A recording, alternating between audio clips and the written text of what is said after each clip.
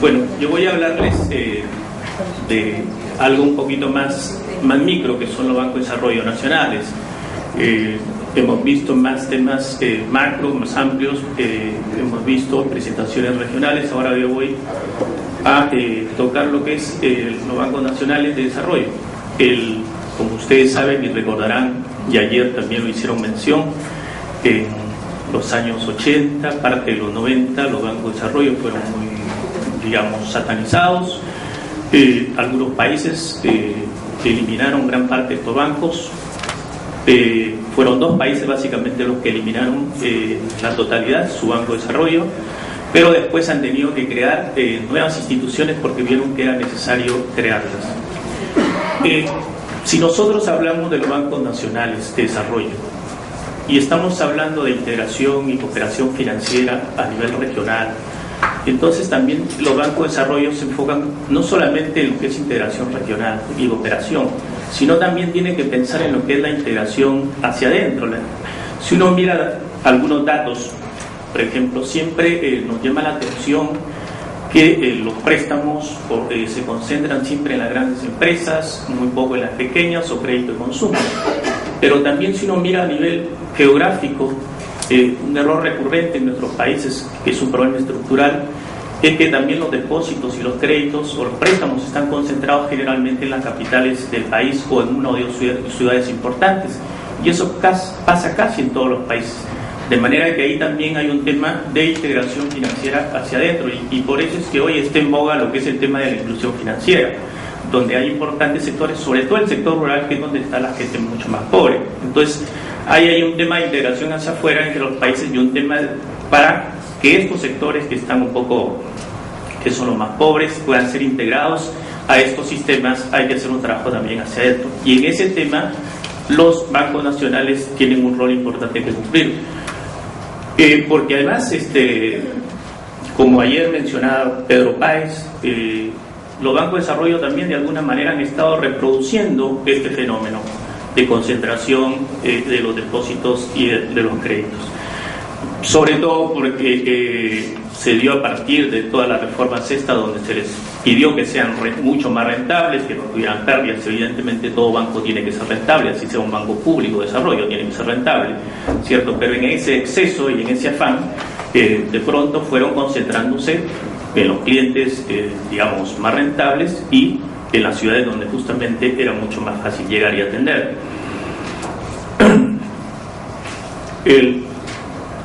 Y sobre todo porque en muchos países los bancos de desarrollo siguen siendo importantes. Antes mencioné, por ejemplo, en Uruguay, el Banco de la República Oriental del Uruguay tiene casi hoy debe tener más del 50% del mercado, es el banco más importante. En Brasil, el BNDES, si uno piensa en la inversión de largo plazo, no hay inversión de largo plazo en Brasil que no pase por el BNDES. En Ecuador, en Costa Rica, en Argentina, los bancos públicos son importantes. Bueno, hay depósitos. Un aspecto importante, ayer que hablamos de la cuestión contracíclica, es el rol que estas instituciones tienen en lo que es el crédito en una situación de crisis. Es normal, y no tenemos por qué criticar, porque es un poco la lógica de la banca comercial privada, que cuando viene una crisis tiende a reducir los créditos, tiende a reducir su exposición de riesgo y a concentrarse en aquellos sectores o empresas, obviamente, que les signifiquen menos riesgo, ¿cierto? Es por el aire acondicionado. Entonces hay un problema ahí, que para evitar que el crédito tenga que restringir demasiado, actúan los bancos de desarrollo. Durante la crisis lo hicieron de diferentes maneras. Una, fueron renegociando los plazos de las deudas haciéndolas con plazos más largos, condiciones más flexibles, bajando tasa de interés, financiando intermediarios financieros no bancarios, facilitando garantías a las empresas o a bancos de primer piso, en fin, una serie de cosas que se fueron dando, o creando programas o líneas de crédito especiales para ciertos sectores que eran más afectados, sobre todo las pequeñas empresas en muchos países. Y eso tuvo que hacerse así Solamente para darles un ejemplo de las situaciones que se presentaron en Argentina, sería un caso particular ahí. Uno mira las pymes en Argentina en los años 2008, 2009, por ahí el año de la crisis, y uno mira la variación del crédito en montos que va a la pyme. Uno mira los bancos privados y se cae algo así como 500 millones de dólares, se cae el saldo del crédito que va a la pyme. Y curiosamente, en los bancos públicos aumenta en 500%, en 500 millones de dólares. O sea, lo que dejó de financiar el banco privado, lo financió el banco público. Si no se hubiese dado eso, obviamente, muchas pymes hubiesen quebrado ahí porque no tenían el financiamiento para seguir operando. Entre 2007 y 2008, el 82% y el 93% respectivamente de los bancos aumentaron su cartera de crédito, y en el 2009 el 62%. La cartera de crédito en promedio aumentó 29% en los años 2007 y 2008 y 18% en el 2009 en los años, digamos, de la crisis. Aunque ahora todavía seguimos con la crisis, pero en esa primera etapa, digamos, de la crisis. Si uno mira, creo que sí. Bueno, si uno mira ese gráfico, ahí observa que los bancos públicos, que son los de rojo, en los países que están ahí citados, en todos aumentaron el crédito. En cambio, en los bancos privados, en todos disminuyó, ¿no? Y eso es, yo no lo critico por lo menos, sino que la lógica, la racionalidad que es distinta, porque son bancos que tienen una naturaleza y una lógica distinta. Lo que sí es cuestionable es que si tú le das incentivos a los bancos privados para que hagan lo que haga un banco de desarrollo, haga lo opuesto. Si uno mira, por ejemplo, el caso de Brasil, el crédito para los bancos públicos versus los bancos extranjeros, por ejemplo, los bancos nacionales, privados nacionales, se da cuenta que los bancos públicos van aumentando su crédito. En cambio, los otros prácticamente lo mantienen estable. Los privados y los extranjeros prácticamente lo mantienen estable en esos meses o años de la crisis. Lo mismo pasa en Costa Rica, lo mismo pasó en Chile con el Banco del Estado, que aumentó sus colocaciones, ganó participación de mercado, mientras los bancos privados estaban disminuyendo. Eso se dio casi, y se da en todos los países. Se dio en Ecuador cuando tuvieron una crisis fuerte que quebraron los bancos.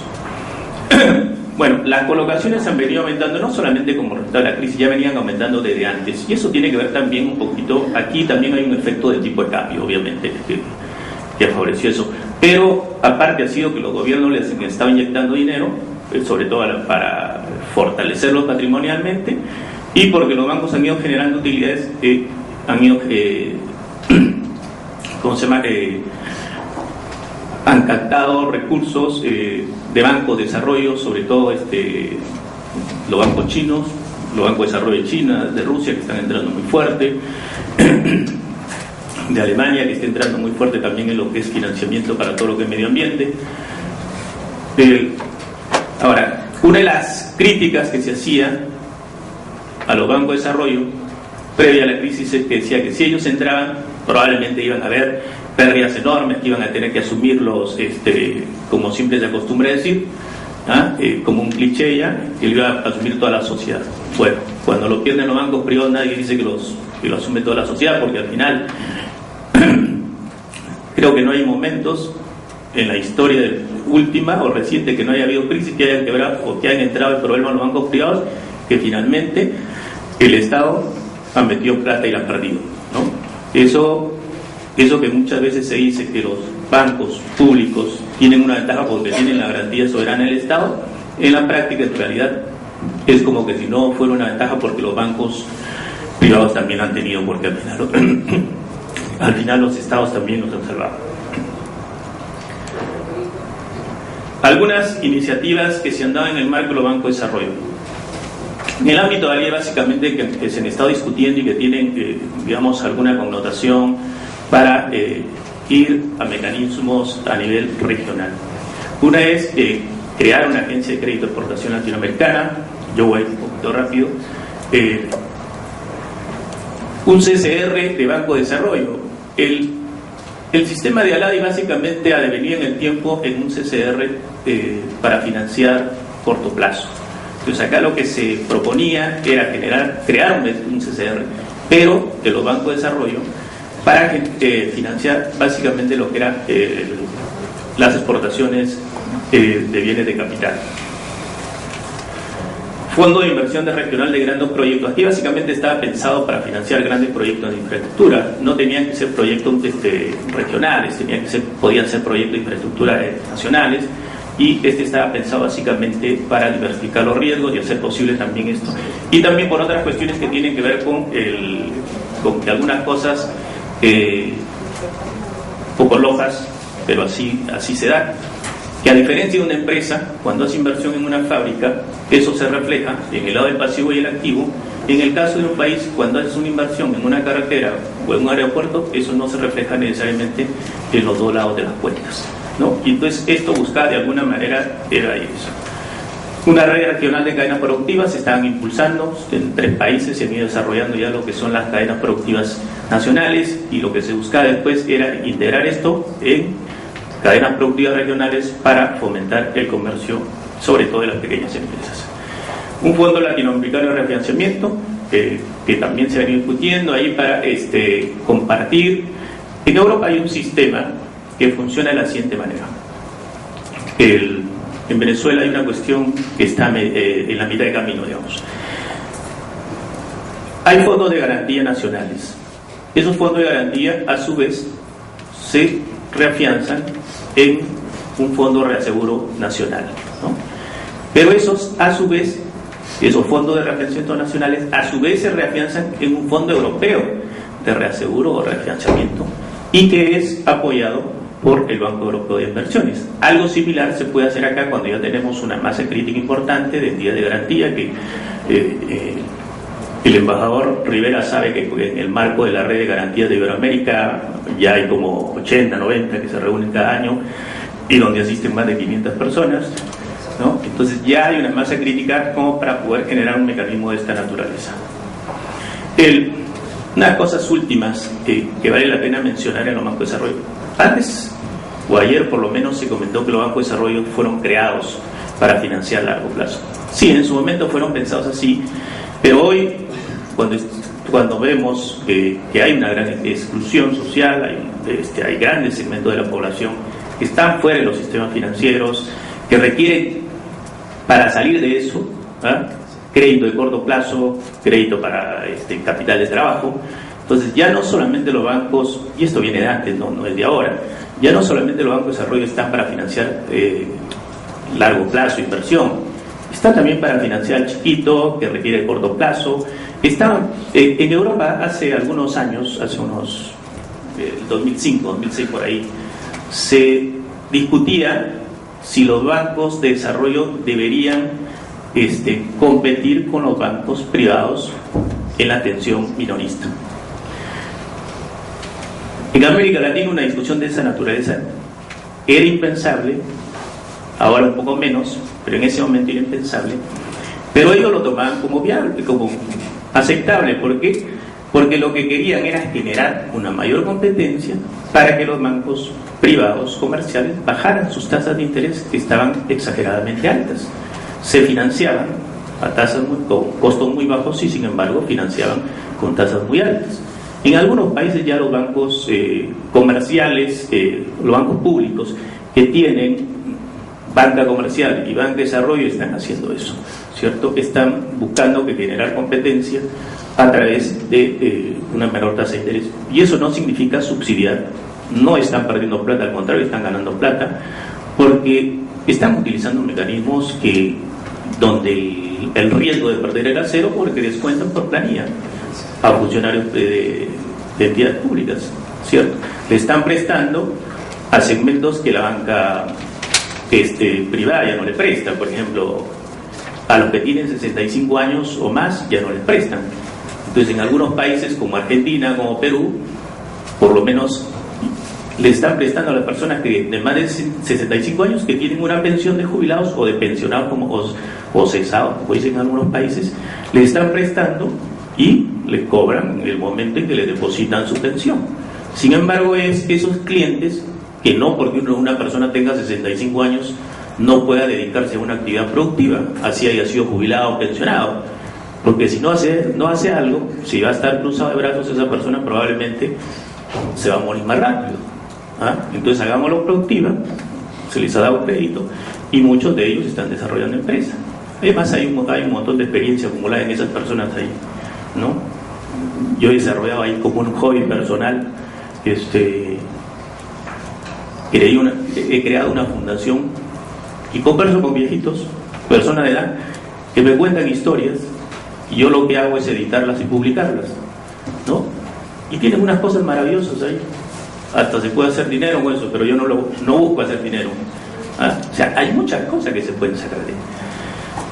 Bueno, hoy lo que podemos decir es que los resultados de las reformas financieras que se hicieron, las crisis que se han dado últimamente, han demostrado, han puesto en evidencia la necesidad o la importancia de tener bancos de desarrollo nacionales. Pero hay que tener cuidado en una cosa. Hay que tener cuidado en no utilizarlos en la manera irresponsable que se utilizaron en los años 70 o en los años 60, en que fueron manejados de manera irresponsable y terminaron generándole pérdidas a la sociedad. Se concentraron en financiar a grandes empresas que no lo necesitaban o a financiar proyectos inviables que no tenían ninguna garantía o ninguna oportunidad de ser exitosos. En segundo lugar, si se es banco, se tiene que ser rentable.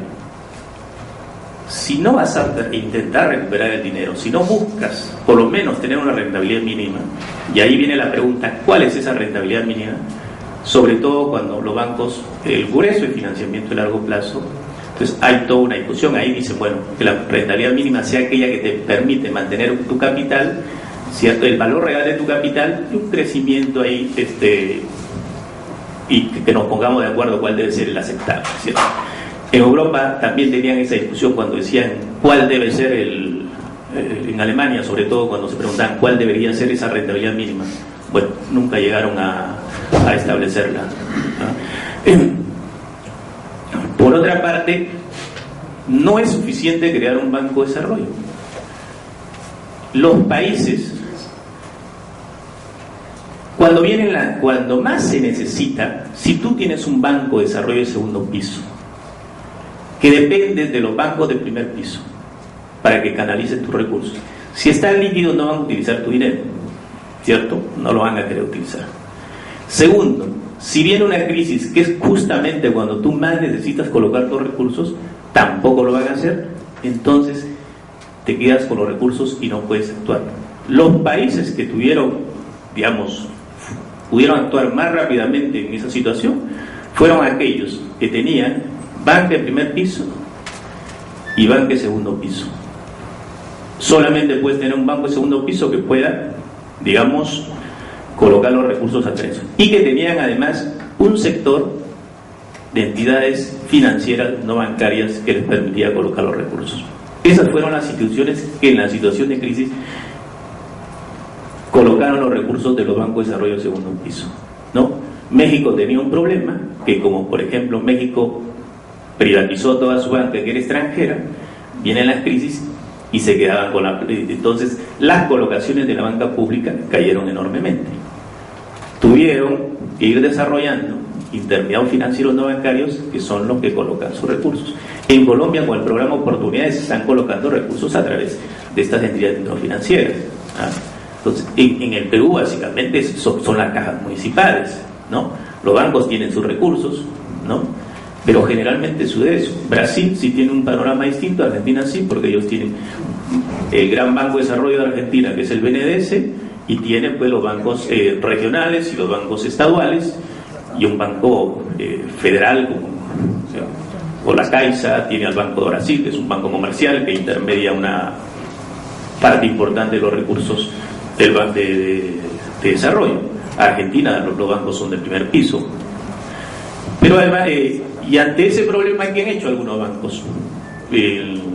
en los 90, parte de los 90, con la reforma donde dijeron el Banco de Desarrollo, y entonces hasta la definición de Banco de Desarrollo era un banco que opera en el segundo piso y coloca sus fondos a través de intermediarios financieros y es esencialmente de largo plazo, ¿cierto? Eso decía. Entonces, ante eso, ¿qué han hecho los bancos? Bancos que eran de segundo piso ahora son bancos mixtos o son esencialmente bancos de primer piso. Gracias, muy amables. He hecho 19 minutos, como dije.